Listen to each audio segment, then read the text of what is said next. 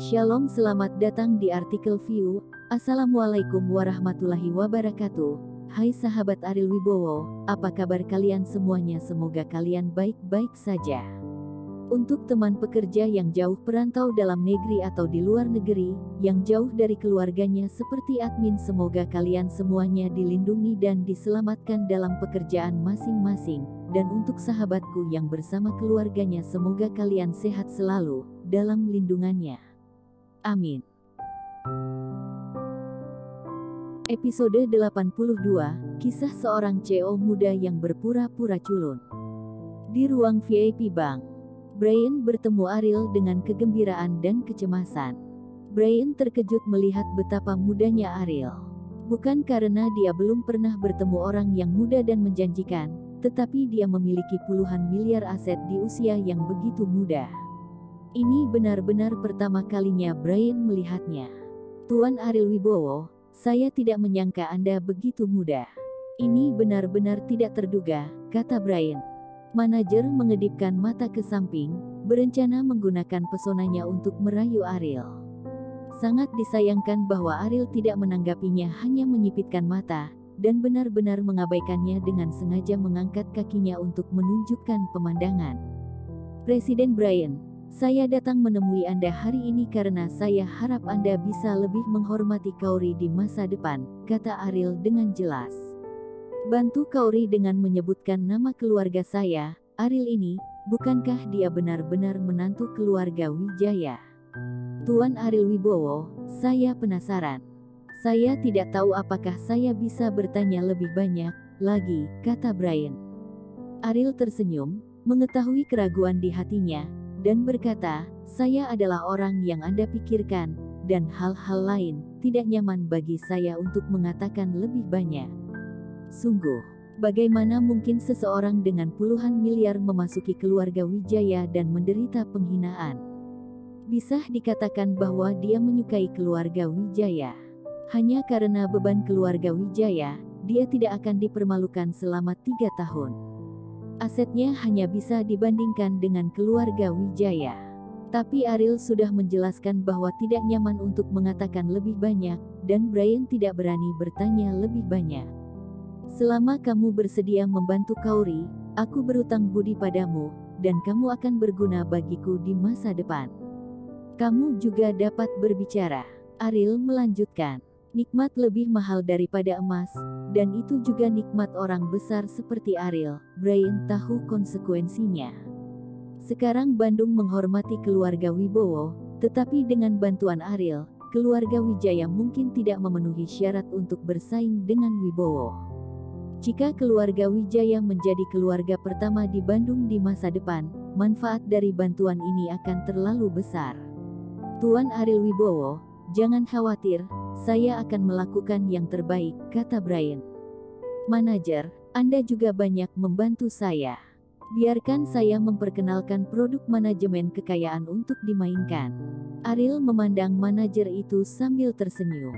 Manajer tidak banyak membantu dalam masalah ini, jadi dia hanya menghubungi Brian, dan sekarang Ariel menjelaskan bahwa itu baik untuknya. Tuan Ariel Wibowo, ini yang harus saya lakukan, kata manajer. Kamu tidak perlu syirik, kesempatan itu hanya sekali, sayang jika tidak kamu tangkap, kata Ariel. Karena Tuan Ariel membicarakannya, terimalah. Brian tersenyum. Manajer dengan cepat membawa beberapa dokumen dan memberikan pengenalan terperinci kepada Ariel. Ariel tidak tertarik dengan produk manajemen kekayaan itu sendiri, tetapi hanya menguntungkan manajer dengan cara ini. Dia hanya menunjuk satu dan berkata, hanya ini. Bagaimana kalau 100 juta untuk bersenang-senang? 100 juta. Manajer memandang Ariel dengan heran, hanya untuk menyadari bahwa ada yang salah dengan telinganya. Bahkan Brian tampak luar biasa terkejutnya kepada ucapan Ariel, bidikan ini terlalu luar biasa, mengikuti dan memberikan 100 juta untuk main, ini bukan uang bank. Cepat dan tangani kataku. Aku harus menjemput istriku sepulang kerja, kata Ariel sambil tersenyum. Kalimat ini membuat mata manajer merah karena iri, mengatakan bahwa dia adalah pemborosan, Siapa yang mengira dia bisa memberi 100 juta produk manajemen kekayaan dengan santai? Dan untuk ketulusan Kauri, itu bahkan lebih jarang. Dia sangat muda dan mempunyai masa depan yang baik, namun dia memperlakukan seorang wanita dengan sangat tulus, membuat iri wanita di seluruh dunia. Tuan Ariel Wibowo, istri Anda benar-benar patut ditiru, kata manajer itu, menghela nafas dalam hatinya. Tidak heran bahwa tidak peduli bagaimana dia menggaruk kepalanya dan berpose, Ariel tidak dapat diguncang. Ternyata hanya ada Kauri di hatinya. Setelah menyelesaikan semuanya, Ariel meninggalkan bank. Brian menatapnya sambil menghela napas dan berkata, apakah dia sampah? Saya tidak tahu, ternyata orang yang hanya sederhana ini, mempunyai aset begitu banyak. Apa yang akan mereka rasakan jika mereka tahu kekuatan Ariel Wibowo yang sebenarnya? Saudara Brian, Tuan Ariel Wibowo begitu kaya, bagaimana dia bisa menjadi orang tidak berguna di keluarga Wijaya? Tanya manajer dengan bingung. Tidak bisakah kamu memikirkannya? Manajer menggelengkan kepalanya. Aku juga tidak bisa memikirkannya. Brian tersenyum pahit, dia benar-benar tidak bisa memahami pikiran orang-orang kaya ini. Ariel baru saja melepas plester di tangannya, jadi dia hanya bisa berjalan ke perusahaan. Di jalan ada seseorang wanita keren di sepanjang jalan. Kaki putih besar yang muncul seperti rebung setelah hujan dan itu tepat di hadapan Ariel. Ada sesuatu di hatinya yang kosong, dan apakah itu benar kosong? Salah. Ariel memiliki Kauri di hatinya, jadi segera Ariel membuang pikiran jeleknya itu. Dalam perjalanan kembali ke perusahaan, Ariel berhenti dengan sebuah telepon. Mengikuti suara itu, Lucy melangkah tanpa alas kaki, berlari ke arah Ariel dengan sepatu hak tinggi di tangannya.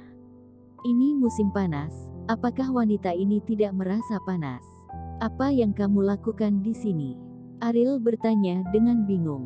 Cepat, mobilmu, kata Lucy buru-buru. Aku tidak mengemudi hari ini. Apakah kamu dikejar seseorang?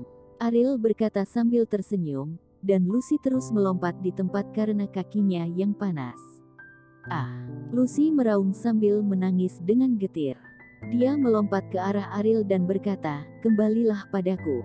Ariel bergerak 2 langkah ke samping, secara langsung menyebabkan Lucy terjatuh. Pada saat ini, beberapa orang mengejarnya. Lucy hanya bisa bersembunyi di belakang Ariel. Cantik, lihat kemana kamu pergi. Yang datang adalah seorang wanita dengan riasan tebal, mengenakan kain kasa hitam tipis, dan pakaian dalamnya terlihat jelas. Apakah kamu adalah pacar dari wanita ini? Kebetulan, Ariel berkata, aku tidak mengenalnya. Lucy meninju Ariel di belakangnya dan berkata, aku teman istrimu, apakah kamu ingin mati? Ariel tersenyum pahit, dia bahkan tidak tahu apa yang terjadi, bagaimana cara menyelamatkannya. Karena kamu tidak ada hubungannya dengan dia, pergilah dan jangan tunda pekerjaanku. Wanita berdandan tebal itu memarahi. Bagaimana jika saya tidak pergi? Kata Ariel. Tidak mau pergi. Wanita dengan riasan tebal tersenyum dingin dan berkata, jika kamu tidak ingin dipukuli, cepat pergi. Di belakang wanita dengan riasan tebal, beberapa orang dengan pakaian pengawal berjalan menuju Ariel. Bodoh, apakah kamu ingin menjadi pahlawan? Bagaimanapun, lihat siapa dirimu. Jika kamu tidak pergi, jangan salahkan aku karena tidak simpatik. Lucy menarik-narik pakaian Ariel dan berkata, aku minta maaf. Jika kamu masuk rumah sakit, saya akan menemukan dokter terbaik untukmu. Ariel tidak bisa menahan tawa, dan berkata, sembunyi, omong-omong, biarkan mereka mencari tahu di mana rumah sakit paling terbaik. Lucy masih tidak mengerti. Apa maksud dari kata-kata ini? Dia melihat Ariel tiba-tiba bergerak. Penjaga keamanan yang mengancam jatuh ke tanah dengan satu pukulan masing-masing, semua menjerit putus asa kesakitan. Wanita dengan riasan tebal menatap Ariel dengan kaget. Meskipun penjaga keamanan ini bukan peran yang kuat, mereka seharusnya tidak bisa dihindari, bukan? Mulut Lucy menganga cukup besar dan berkata, Ariel, kamu bisa bertarung seperti ini. Kata Lucy tidak percaya. Sekarang kamu bisa memberitahuku. Apa yang terjadi, kan? Ariel bertanya. Aku. Lucy ragu-ragu dan tidak bisa berkata apa-apa. Ariel menoleh dan melihat wanita dengan riasan tebal, dan bertanya, atau katakan padaku apa yang sedang terjadi. Kamu teman kamu, mencoba pakaian di tokoku, dia merobek pakaianku, dan dia kabur tanpa diduga. Setelah melihat keterampilan Ariel, kesombongan wanita dengan riasan tebal tadi telah berkurang banyak. Ariel benar-benar diam, melihat beberapa keamanan dipukuli dengan sia-sia, dan minta maaf, dia sudah merugikanku, dan ada beberapa dari biaya pengobatan ini juga dipertimbangkan dengan itu. Oke, berapa biayanya? Wanita rias tebal itu tidak berharap Ariel menjadi orang yang bertanggung jawab. Dia hanya memikirkannya dan membiarkannya pergi. Bagaimanapun, penjaga keamanan ini tidak bisa mengalahkannya. Kamu tidak menipuku kan? Kamu benar-benar ingin membayarnya. Tentu saja, dia merusak pakaianmu, jadi aku harus membayar ganti ruginya, kata Ariel. Tidak apa-apa, ikuti aku ke toko. Ariel tidak memperhatikan setelah mengikuti wanita riasan tebal itu. Di sisi lain jalan, seseorang mengambil adegan ini dengan ponselnya. Maaf karena kamu kehilangan uang, dan pada saat itu Ariel dan Lucy meninggalkan toko pakaian. Lucy berkata dengan lemah, aku akan mengganti uangmu. Tidak usah, tapi kamu harus lebih baik berhati-hati lain kali, keberuntungan tidak datang berkali-kali, ya. Ariel mengingatkan. Ngomong-ngomong, apakah Kauri akan menghadiri reuni kelas tahun ini? Lucy tiba-tiba bertanya. Reuni teman sekelas. Ariel dan Kauri telah menikah selama 3 tahun, tetapi mereka belum pernah mendengar ataupun berbicara tentang reuni. Kami dulu berpartisipasi bersama Kauri setiap tahun, tetapi setelah Kauri menikah, dia tidak pernah muncul. Apakah kamu tidak tahu, teman-teman sekelas itu sekarang menganggap Kauri sebagai lelucon? Bersambung.